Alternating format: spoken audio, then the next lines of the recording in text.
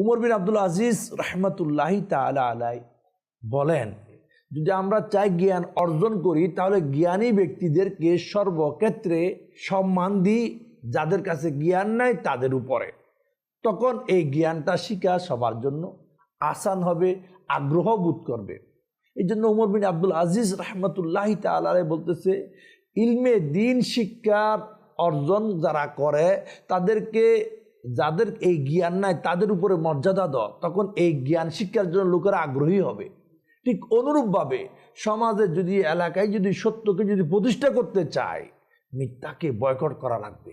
তারিকে তাবারি একটা কিতাব আছে, এই কিতাবের মধ্যে হযরত সাইয়েদনা উমর বিন আব্দুল আজিজ রহমতুল্লাহি তাআলা আলাইহির ঘটনা নকল হয়েছে। উমর বিন আব্দুল আজিজ রহমতুল্লাহি তাআলা আলাইহি হযরত আব্দুর রহমান বিন নুআইম রহমতুল্লাহ আলাইহির কাছে একটা চিঠি লিখেন।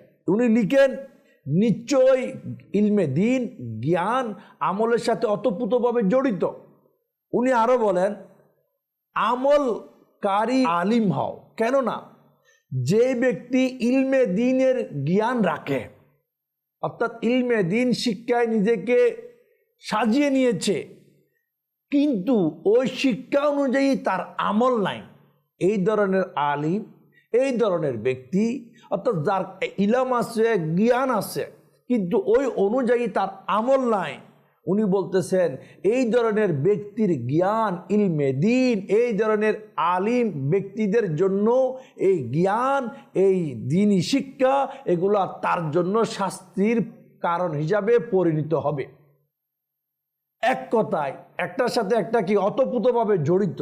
ইলমে দিন মানুষকে সুন্দর করে ফুটিয়ে তোলার জন্য জীবনকে সহযোগিতা করে। ইলমে দিন এমন একটি বিষয়, অন্ধকারের মধ্যে একটা বাতির নিয়ে আয়, চেরাগের নিয়ে আয়, কারণ এটা মানুষকে কি জান্নাতের পথে নিয়ে যায়। ইলমে দিন শিখে যারা ওই মোতাবেক আমল করে, তাদের জন্য দুনিয়াতেও সুসংবাদ, কবরও সুসংবাদ, কাল কিয়ামতের দিনও সুসংবাদ। তাদের দুনিয়াতেও ইজ্জত, কবরতেও ইজ্জত, কাল কিয়ামতের দিনও তাদের জন্য ইজ্জত রয়েছে।